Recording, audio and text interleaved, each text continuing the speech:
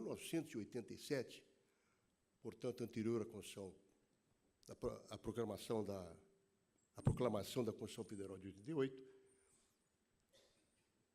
eu era magistrado em Maringá e fiz um curso de especialização e tive a rara oportunidade de ser aluno do professor ministro José de Aguiar Dias, que, com 82 anos, se deslocava do Rio de Janeiro a Maringá para ministrar aulas no curso de especialização. E já naquela época, naquele ano, portanto, há 30 anos, me chamou a atenção o dano moral. E o professor Aguiar Dias, um dos maiores especialistas em responsabilidade civil, conhecido por todos nós no Brasil, se empolgou com o tema e me entusiasmou. Trouxe, assim, abriu perspectivas interessantes para um trabalho que eu faria, monográfico na época, que resultou realmente no meu primeiro livro de dano moral, publicado no final de 1987. Portanto, há 30 anos que estou estudando essa questão e confesso às senhoras e aos senhores que ainda não cheguei a uma conclusão definitiva. Embora tenha publicado várias obras sobre o tema, ele ainda é muito instigante e, ao mesmo tempo, muito inquietante. Não é sem razão que, anterior à promulgação da Constituição de 88, o Supremo Tribunal Federal não tinha um questionamento sobre dano moral, sobre dois fundamentos. Primeiro fundamento, que não havia disposição expressa, nesse particular, não obstante a lei de imprensa, o Código Nacional de Telecomunicações, a lei eleitoral, o Código Eleitoral, fazia referência a dano moral. Mas o Supremo entendia, naquela época, a dificuldade em estabelecer o preço da dor, o preço dolores. E essa questão, senhoras e senhores, persiste até hoje. Depois de 30 anos, os nossos tribunais ainda não chegaram a um questionamento nesse particular. Então, a minha proposta é trazer algumas considerações simples, singelas, sobre o tema de como que os nossos tribunais estão reagindo à questão relacionada com o quanto indenizatório referente ao preço da dor. Eu confesso também aos senhores, aqui me permitam dizê-lo, de uma maneira muito singela.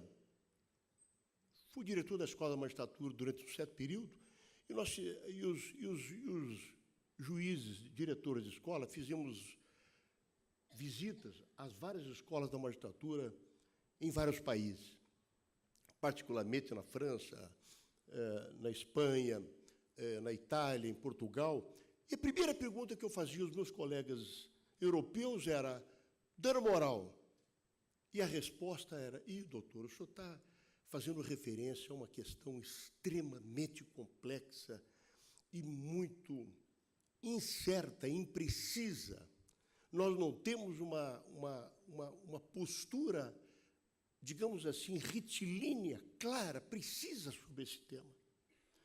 E isto persiste, senhoras e senhores, na nossa legislação, como nós iremos perceber.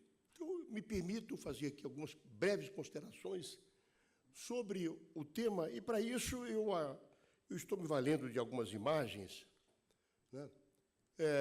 Primeira delas, a ideia, a força do século XXI, se baseia em 4 fundamentos: os direitos humanos, o meio ambiente, a igualdade entre mulheres e homens, a realização do desenvolvimento pleno, definido como a promoção de todos os homens e do homem como um todo.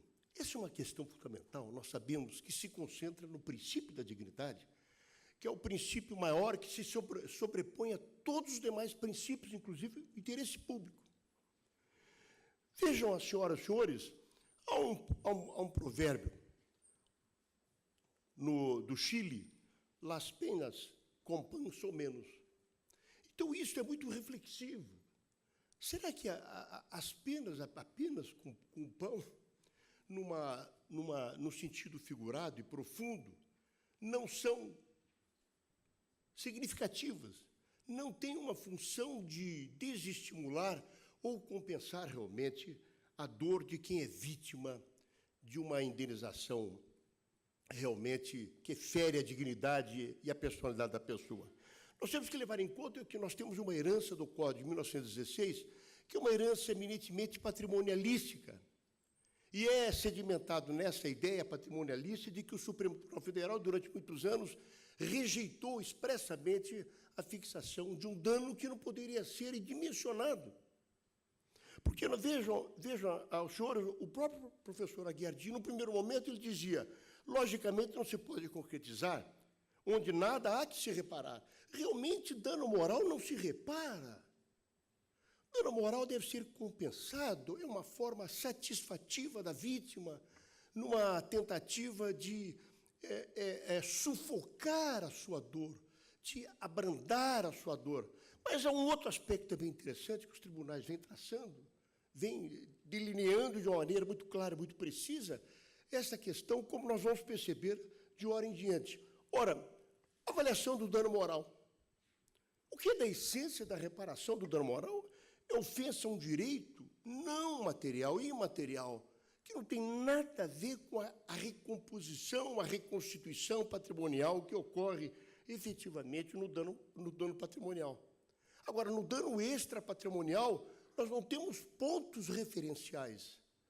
Nós não podemos estabelecer critérios, como, por exemplo, a França. A França é o único país no mundo que estabeleceu uma tabela para o dano moral, levando em conta que os tribunais franceses fizeram um levantamento de centenas de milhares de decisões prolatadas pelo tribunal francês, pela Corte de Apelação francesa, e, a partir daí, estabeleceu padrões de comportamento.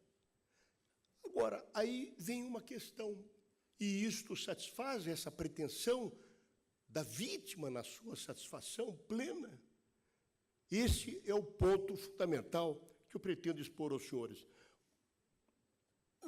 Na categoria de valores, Immanuel Kant define de uma maneira muito clara, todos nós sabemos disso, que tudo aquilo que pode ser trocado, que tem preço, não tem dignidade. E aquilo que tem dignidade não tem preço, não tem equivalente. Não há como ser substituído por um outro valor. Então, nós estamos falando aqui dos direitos da personalidade, do princípio da dignidade do ser humano, que é o princípio máximo, em razão de um lema, de um prognóstico estabelecido pela Declaração Universal dos Direitos do Homem, de 1948, aprovado pela ONU. Então, todas as constituições federais, nos seus preâmbulos, consignaram o princípio da dignidade, que é o princípio da integralidade da pessoa humana como ser humano. Vejam, os senhores e as senhoras, que nós estamos falando em dignidade. Por isso se traduz e resume a previsão de específica tutela constitucional da dignidade humana, do ponto de vista de um autêntico direito à integridade ou incolumidade moral, pertencente à classe dos direitos absolutos. Nós estamos diante de um direito pétreo, rígido, duro. É o princípio mais duro de todo o nosso ordenamento jurídico.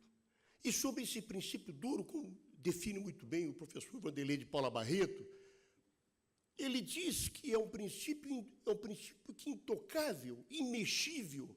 Esse é um princípio fundamental que define toda a estrutura do direito. Afinal de contas, nós sabemos que a ordem jurídica é feita para o homem, não o homem para a ordem jurídica.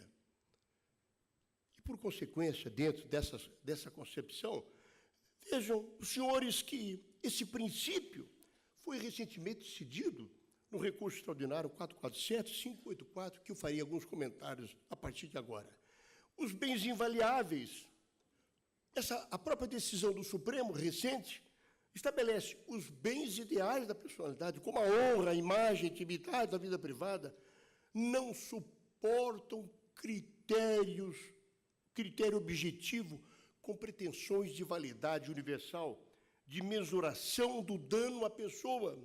Noutras palavras, diz o ministro Peluso, a restituição do gravame a tais bens não é reconduzível a uma escala econômica padronizada, análoga à da valoração relativa dos danos materiais. Então, já a princípio, nós podemos observar que o tabelamento do dano moral, pretendido, inclusive, pelo próprio projeto do Código do Trabalho, me parece que esbarra numa questão de direitos fundamentais, direitos absolutos, como nós estamos percebendo já a princípio. Mas, mais adiante, podemos observar que o ministro ele se refere: nenhuma interpretação pode comprimir direito fundamental a ponto de esvaziar o significado prático e a validade como bem da vida. Então, essas posturas, essas questões que são claras e bastante pontuais, como nós estamos percebendo, define com certeza absoluta que estão diante de um valor máximo do ser humano e que esse valor, se for restringido, nós vamos limitar a capacidade da dignidade da pessoa, o que é absolutamente inconstitucional e incompatível com toda a estrutura do nosso ordenamento, do seu ponto de vista jurídico e do seu ponto de vista filosófico. Vejam, senhores, diz ainda o ministro, no seu recurso, como relator desse recurso, noutras palavras, obrigaria a Constituição Federal, ainda quando por modo indireto, cláusula da chamada reserva restritiva, a qual autorizasse, por esse artifício, reduzir o âmbito teórico da tutela. Porque naquela época, alguns anos atrás, a Lei de Imprensa e o Código Nacional de Telecomunicações estabeleciam padrões. A Lei de Imprensa falava de dano moral no limite entre 10 a 200 salários mínimos, o que estabelecia uma prefixação de que a Constituição teria que se adaptar à norma da lei infraconstitucional, o que consideramos uma situação, primeiro, hierarquicamente falando, absurda. E, do ponto de vista do homem como ser humano, como princípio da dignidade, isso iria restringir a dignidade das pessoas. Aí resultaria uma série de questionamentos. E qual é o preço da dignidade? Quanto custa a vida de uma pessoa? Quanto custa a honra, a intimidade, a privacidade, a imagem, o nome de uma pessoa? Isso teria limites prefixados? Absolutamente não. Porque, como nós voltamos a dizer, o homem é o ser titular da dignidade. Vejam ainda a inconstitucionalidade da Lei de Imprensa. A própria decisão diz: posta a questão nesses termos, considerando o tratamento especial que a Constituição emprestou ao dano moral, não seria possível sujeitá-la aos limites estreitos da Lei de Imprensa? Se o fizéssemos, estaríamos em lei ordinária, quando é de sabença comum que as leis devem ser interpretadas no rumo da Constituição, já que esta é o pressuposto de validade e de eficácia de toda a ordem normativa instituída pelo Estado. Claro que o raciocínio é absolutamente correto, lógico, matemático, aritmético, e não importa novos questionamentos nesse particular. Por isso mesmo que já de início a Lei de Imprensa foi arguída recentemente através de uma declaração de inconstitucionalidade, absoluta invalidade dos valores prefixados por esta lei. Muito embora uma súmula a súmula 281, já havia proclamado que não se aplicam os limites valorativos previstos na Lei de Imprensa, porque se trata do princípio da dignidade, que não tem limites e não deve ser estabelecido qualquer tipo de limite. Ora, o quanto indenizatório, vejam, senhores, o quanto nesse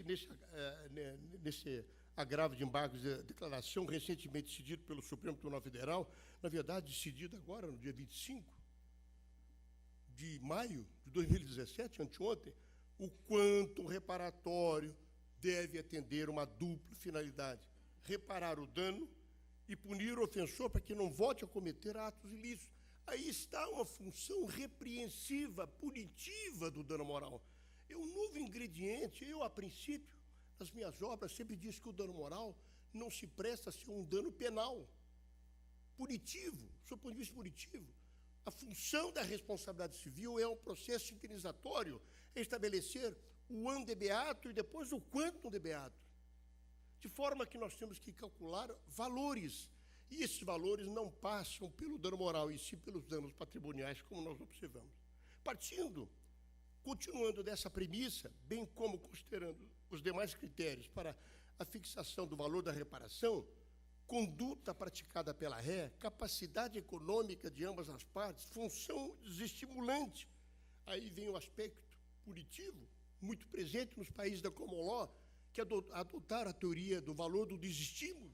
É uma função estritamente punitiva, com o objetivo de responsabilizar de uma maneira valorativa elevada, para que o réu, para que o agente que cometeu o ato ilícito não volte, não reitere essa prática lesiva e ofensiva. Então tem uma função social extremamente grande, importante, na medida que reprime e educa.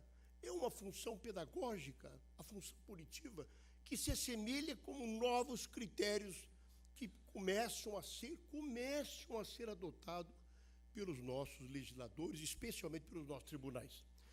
Ainda vejo as senhoras, né, a capacidade econômica de ambas as partes, função desestimulante para a ação reiterada do ilícito, entre outros, a incidência do artigo 5º, inciso 5º da Constituição Federal, dispondo sobre o direito de resposta proporcional à ofensa, norma de aplicabilidade imediata. De fato, a nossa Constituição Federal, no seu artigo 5º, inciso 5º, estabelece de que a indenização é proporcional ao agravo. Se é proporcional ao agravo, a exemplo do que prevê o caput do artigo 944, a indenização mede-se pela extensão do dano. Então, nós estamos diante de valores efetivos, que não têm limites. A única questão, e a mais complexa, é estabelecer a medição, o quanto do dano aferido pela vítima, do dano provocado pelo agente ofensor. Então, esta é a questão que nos chama especial atenção. Ora, vejam as senhoras e senhores, é uma recente decisão polatrada no TST, que me chamou a atenção particular, quando o ministro Paulo Manos, ele diz o seguinte: a dor moral não tem preço. Odor, forma, valor ou tratamento eficaz. Só o tempo pode amenizá-la, e seu transcurso é igualmente penoso. Antes de se configurar um simples lenitivo à reparação pecuniária, responde mais ao civilizado desejo coletivo de justiça social do que do inato sentimento de vingança da vítima violada nos seus valores. Nós sabemos que atualmente está muito sendo discutido pelos tribunais a porn revenge, a pornografia de vingança, e há um relato muito contundente, até publicado na Folha de São Paulo de domingo, da jornalista Rose de Maringá, que sofreu uma violenta perseguição em razão de fotos íntimas reveladas pelo seu ex-namorado. Então, ela narra toda a sua via crucis no enfrentamento dessa questão, e ela reagiu. Ela foi obter uma indenização por danos morais no valor de R$35 mil, e ainda a condenação criminal da pessoa que provocou essas situações, e foi condenado a 1 ano e 11 meses de prisão, de maneira que ela falou, isso foi um lenitivo para mim, mas não conseguiu abalar o seu conceito, a sua fama. Ela narra, inclusive, que o filho, quando ela ia levar o seu filho para a escola, uma criança de 12 anos, a criança dizia: mamãe, me deixa uma quadra antes da escola, porque eu não quero que os meus colegas vejam que você é minha mãe. A que ponto chegou uma pessoa que foi destruída, foi maculada na sua intimidade, foi violentada? Isto realmente, senhoras e senhores, não tem valor que pague essa dor moral, esse extenso sofrimento que essa pessoa foi obrigada a suportar durante um certo período. Então, como estou dizendo a vocês, a Rose Leonel, ela dizia,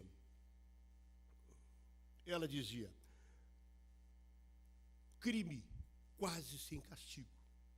Após ter imagens íntimas suas divulgadas pelo ex-namorado, o jornalista cria ONG para ajudar vítimas da pornografia de vingança e tem seu nome adotado em projeto de lei contra a prática, por exemplo, da Lei Maria da Penha.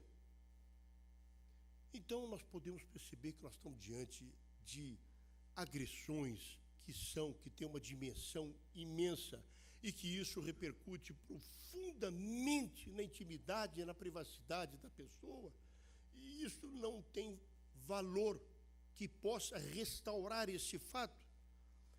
Eu sempre questionava quanto custa a dor de uma mãe que perdeu seu filho no acidente.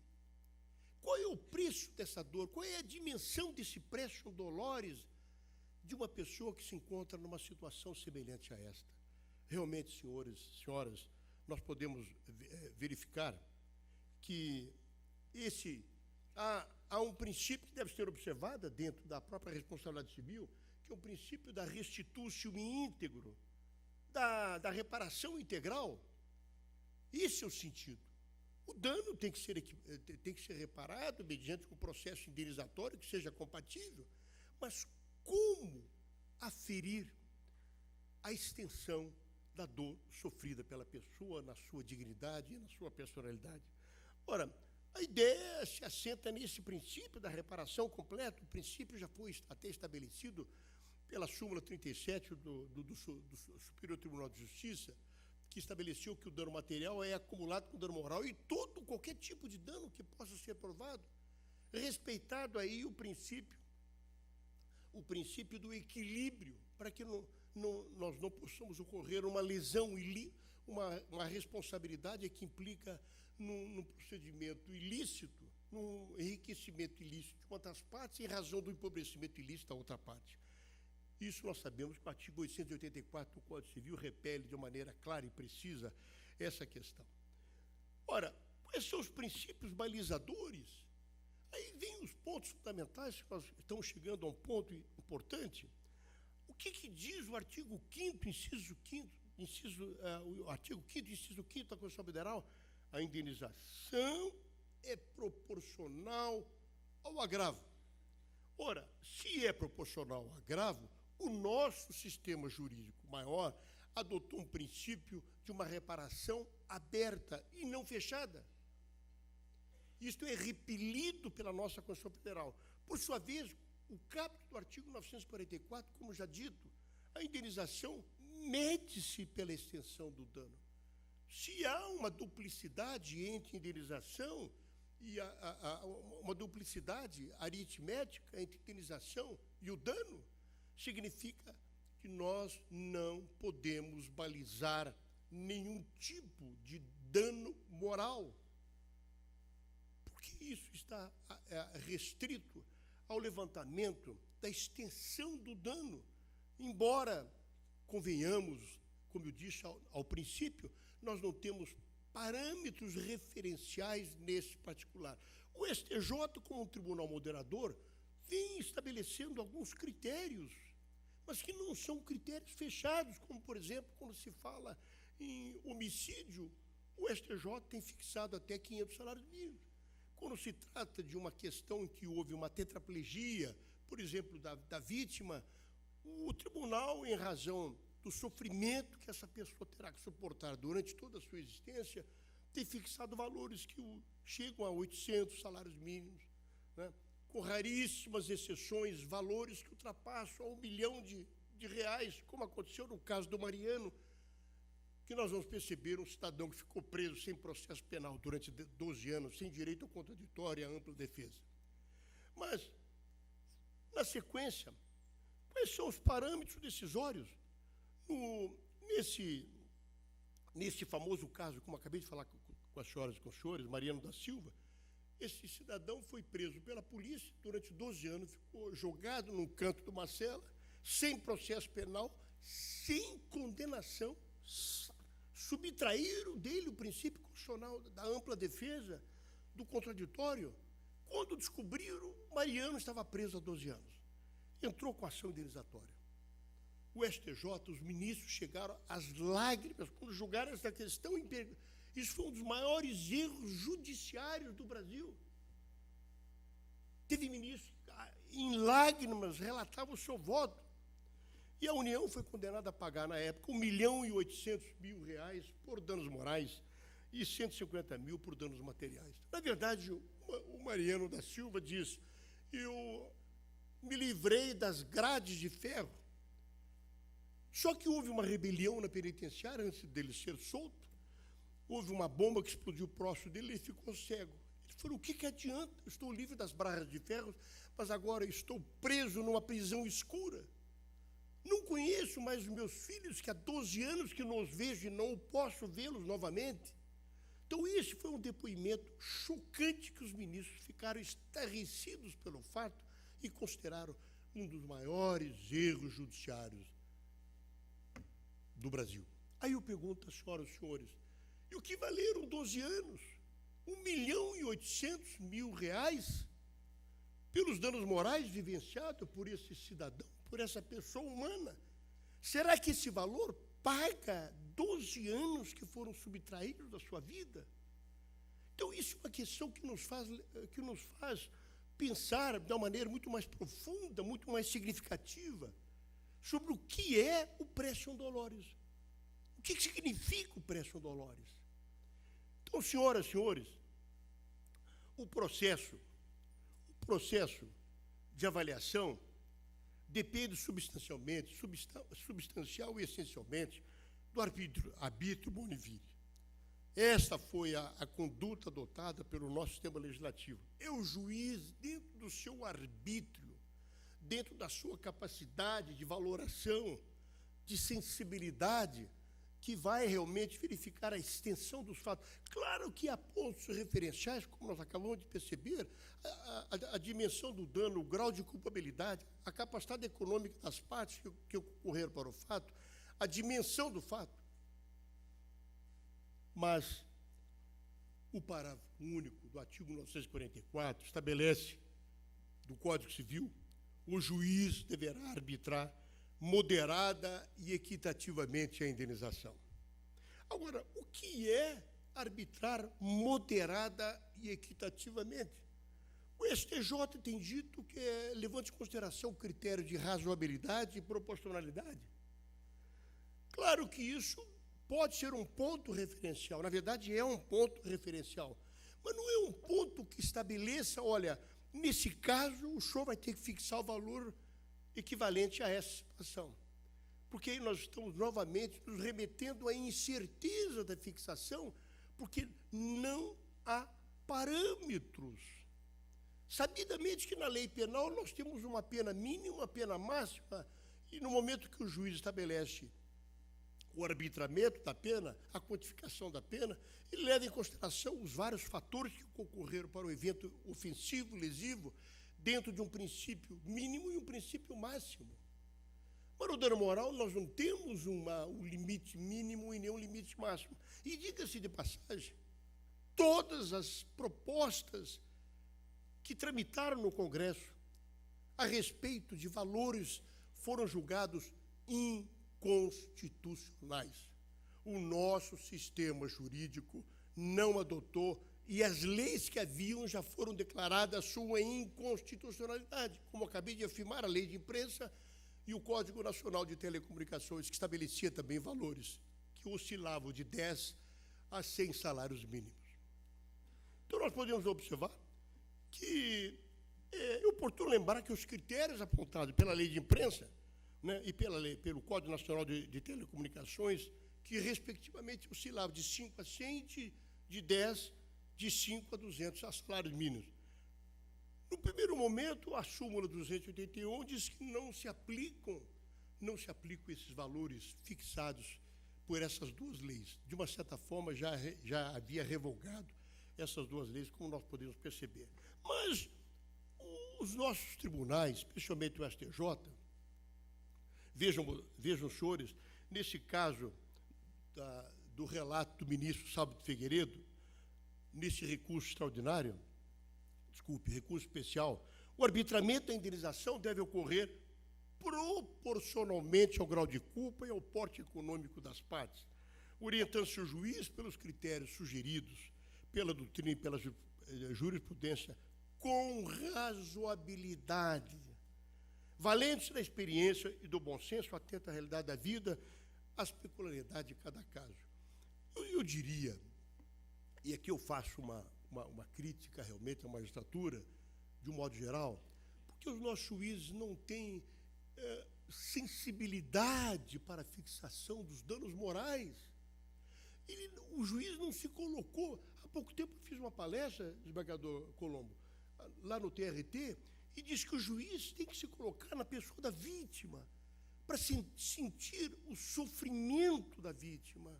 Não que nós estejamos diante de uma decisão de caráter psicológico, o juiz ele vai se envolver no processo, não é isso. Mas ele tem que saber a dimensão, porque, afinal de contas, ele está julgando um ser humano que foi ferido no seu princípio basilar, que é o princípio da dignidade. Então, ele tem que se posicionar nesse particular, porque eu vi que há juízes que foram vítimas de danos morais e requereram valores expressivos, porque eles sentiram na própria pele a situação. Eu confesso aos senhores que muitas vezes eu fui voto vencido, quando estava no Tribunal de Alçada, aqui no Paraná, em razão dos valores que eu estabeleci. Esse valor é muito elevado, é um valor que não corresponde à realidade. Isso, na verdade, é uma loteria judiciária, mas o juiz tem que estabelecer a diferença exata e precisa entre o que é uma loteria judiciária, o que é uma aventura jurídica e o que é uma realidade de um fato. Eu deparava ainda há pouco com uma situação que tive conhecimento recente em Curitiba, uma criança de 12 anos sendo operada no seu braço. Ele caiu e teve uma lesão gravíssima e teve que ser submetido a um processo cirúrgico. E durante a intervenção cirúrgica, o anestesista se ausentou da sala para atender uma outra paciente numa outra sala. Nesse interim, o menino teve uma parada cardíaca. Como consequência, uma falta de oxigenação que lhe causou a tetraplegia. Uma mera cirurgia no braço. E esse rapaz, hoje com 17 anos, está condenado. O seu espírito é prisioneiro do seu próprio corpo. Ele está tetraplégico por uma negligência, por uma imperícia de um profissional numa situação dessa natureza. Vejam, senhores, qual é o preço dessa dor? Não só dos pais, como especial e particularmente dessa criança, hoje com 17 anos, um rapaz com 17 anos, que tem uma vida vegetativa. Quanto custa isso? Nós estamos diante de um fato realmente muito complexo. Ora, como deverá o juiz proceder? De acordo com a professora Maria Bodan de Moraes, por outro lado, e mais relevante, os critérios de avaliação usualmente aceitos, embora não sejam critérios legais, apresentam-se como lógicos. É lógico o fato, o sofrimento é imenso. Se eu estivesse nessa situação, com toda certeza queria uma reparação que fosse a maior possível, não obstante, por maior que seja o valor, nunca vai pagar a minha dor. Mas vejam, a senhora, o senhor, devendo, porém, ser sempre explicitado, de modo a fundamentar inadequadamente a decisão e assim garantir o controle da racionalidade da sentença. Esta é a linha que separa o arbitramento da arbitrariedade. O juiz, que é um profissional, é um expert realmente na prolação de sentenças e decisões, ele tem que ter como critério de aferição, como bússola, como um farol que vai iluminar os caminhos da sua decisão, levando em consideração esses aspectos todos que eu particularmente considero relevantes e importantes. Segundo a Leonardo Boff, Se a razão reprimir a paixão, triunfa a rigidez. A tirania da ordem e a ética utilitária. Se a paixão dispensar a razão, vigora o delírio das compulsões e a ética hedonista do puro prazer das coisas. Então é preciso que nós tenhamos capacidade para estabelecer os critérios equivalentes. Afinal de contas, segundo já diziam os romanos, né, a virtude está no meio. Tá certo? De maneira que é preciso ponderar com muito critério não só os pedidos indenizatórios, tanto quanto as decisões nesse particular, que possam corresponder à realidade e atender ao principal elemento do processo indenizatório, que é a satisfação da vítima na sua pretensão indenizatória. O princípio da solidariedade. A ex-ministra Helena Calmon de Passo, ela invocou o ensinamento de Caio Mário quando ela fala, de outro lado, no recurso especial 351779 de São Paulo, de outro lado, proporcionar à vítima uma compensação do dano suportado, pondo-lhe o ofensor nas mãos uma soma que não é um précium dolores, porém uma ensacha de reparação da afronta. Em terceiro lugar, a reparação por dano moral envolve a ideia de uma solidariedade social. A vítima, em razão da ofensa que sofreu, um bem jurídico lesado pelo agente. E, finalmente, mais do que nunca, há de estar presente a preocupação de conter a reparação dentro do razoável, para que jamais se converta em fonte de enriquecimento. Não tenha dúvida nenhuma. Isto é um fator que deve ser rechaçado pelos juízes e até mesmo pelos próprios advogados que propõem ações desse tipo. Valores equivalentes, tanto quanto possível, não valores extrapolantes, para que isso seja um plus a mais no processo indenizatório. E hoje se fala tanto numa loteria judiciária, e nós estamos bem distantes dessa realidade quando imaginamos realmente as lesões sofridas por essas pessoas. O juiz José Jairo Gomes, ele fala, o fundamento dessa função preventiva, pedagógica, pode ser encontrada na solidariedade, conforme exposto por Durkheim, pois o agravamento da sanção não possui por escopo principal a definição da exata reparação patrimonial devida à vítima, mas a educação do agente, do agente e a intimidação das demais pessoas. Então, tem uma função solidária e social. Por isso que ele conclui, o dano à personalidade adquire, com isso, a autêntica função de velar pela incolumibilidade, da coesão e harmonia sociais sob a inspiração da solidariedade. Porque se o dano não for reparado dentro desses critérios, não atingiu o princípio da solidariedade, da defesa dos elementos valorativos, axiológicos da sociedade. Então, vejam, as senhoras e os senhores, que a lei de imprensa realmente, a lei de imprensa, no entanto, ela estabelecia alguns parâmetros que nós consideramos importantes. O artigo 52 diz a intensidade do sofrimento do ofendido, isso para efeito de fixação do quanto indenizatório, a gravidade da natureza, a repercussão da ofensa, a posição social e política do ofendido, a intensidade do dolo, o grau de culpa do responsável anterior em ação criminal ou civil fundada em abuso do exercício de liberdade de manifestação de pensamento. Então, esses fatores, que são fatores subjetivos, que são inerentes, que participaram desse processo de construção psicológica, que geraram realmente a lesão profunda feita pela vítima, inconsciente, irresponsável, não ciente dos seus deveres e das suas obrigações no ordenamento social.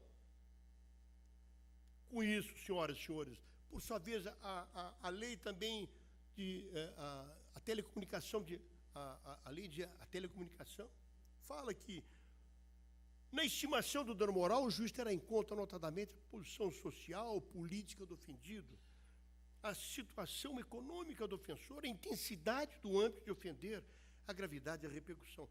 Então, são critérios embora as leis tenham sido revogadas em razão de uma DIN aprovada, julgada pelo Supremo Tribunal Federal, nós tem critérios que podem ser utilizados nesse particular.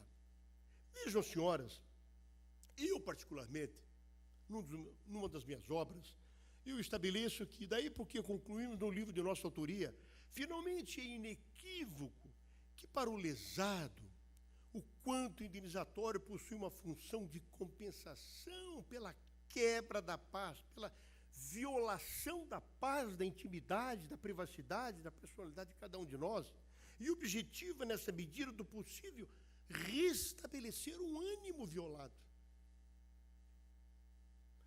Nós todos sabemos perfeitamente que hoje uma ação de dano moral pelo serasamento no banco, em qualquer banco, instituição financeira, o valor é 2, 3 mil reais. Compensa? Não compensa? Agora, se uma situação semelhante a essa fosse nos Estados Unidos, onde predomina nos países da common law a teoria do valor do desestímulo, não, aí é 200 mil dólares, 300 mil dólares, porque a honra americana, já me perguntaram, mas será que a honra americana é maior do que a honra brasileira? É uma questão de focalizar essas questões, de enfrentar essas questões, a realidade dos fatos. Lá há uma sensibilidade muito grande e o americano sabe que a sua honra, a sua dignidade, o seu nome, a sua intimidade, a sua privacidade são valores intocáveis, absolutos. E qualquer fato que fira, violente esses valores, isso gera uma indenização de grande magnitude exatamente para impedir, para desestimular os novos ofensores a novos atos ilícitos. Então, essa função social, solidária do Estado para a vítima é muito importante. Talvez seja isso que nós tenhamos que pensar ou repensar na fixação desses valores. E, finalmente, eu concluo. Mas, nesse aspecto, o processo indenizatório há de consolidar a ideia definitiva de que se trata de uma restituição em nível de equivalência, sob pena do processo indenizatório não atender aos pressupostos formais da responsabilidade civil, bem como negar a aplicação do preceito constitucional sedimentado na ideia de que a indenização seja proporcional ao agravo. O que significa dizer que todo valor que não seja compatível com a extensão da lesão é inconstitucional. É inconstitucional. Porque não atendeu o valor realmente, o valor da lesão, como nós estamos percebendo. Ora, vejam, senhores, o STJ recentemente decidiu isto. A perda precoce de um filho é de valor inestimável. E, portanto, a indenização pelo dano moral deve ser estabelecida de forma equânime, apta a ensejar uma indenização exemplar. Que indenização exemplar é esta, referida pelo ministro? É uma indenização satisfativa.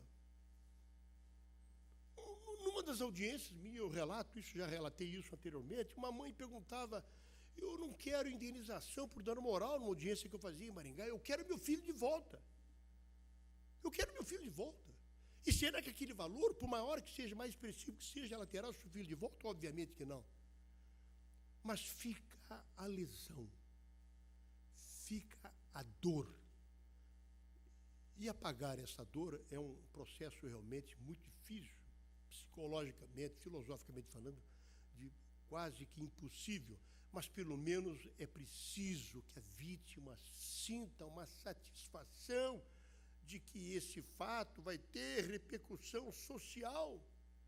Isso vai ter um efeito em razão do solidarismo do Estado naquela vítima que sofreu uma lesão imensa que atingiu toda a sua espiritualidade, os seus valores íntimos, pessoais, de que todos nós somos detentores. Então, vejam, senhoras e senhores, que então a questão da valoração do dano moral passa necessariamente pelo arbítrio boni viri. O nosso sistema jurídico não admite valores tabelados. Não podemos esquecer que estamos diante do valor máximo da pessoa representada pelo princípio constitucional da dignidade. Afinal, no dizer de Miguel Reale, toda pessoa é única e nela já habita todo o universo, o todo universal. Então, o ser humano tem uma dimensão indimensionável, senhoras e senhores, de forma que a nossa conclusão, nesse particular, nos leva realmente a uma posição de que qualquer tipo de tabelamento fere os princípios basilares já definidos pelas nossas Cortes de Justiça Maiores, Supremo Tribunal Federal e STJ, e fere visceralmente o artigo 5º, inciso 5º da Constituição Federal e, ao mesmo tempo, concomitantemente, o artigo 944 do Código Civil. De forma que a pretendida regularidade que há uma proposta do novo Código do Trabalho, no artigo 233, se não me falha a memória, estabelecido um valor fixo, além de inconstitucional, fere basicamente o princípio da dignidade da pessoa humana. Seria estabelecer o ser humano a limites de valores, o que é ilimitado. De forma que a nossa posição, para uma reflexão maior, é de que certamente não será acolhida, como já não foram acolhidos vários outros projetos de lei em tramitação no Congresso, que for arguída a inconstitucionalidade, porque fere básica e fundamentalmente esse princípio pétreo que é a dignidade da pessoa humana. Novamente, eu espero ter cumprido a minha obrigação, de fazer uma exposição sobre um tema tão palpitante que nos chama a atenção já há muito tempo, e reitero ao professor Rodrigo Fortunato Goulart o honroso convite que recebi. Muito obrigado e tenham os senhores e as senhoras um bom dia.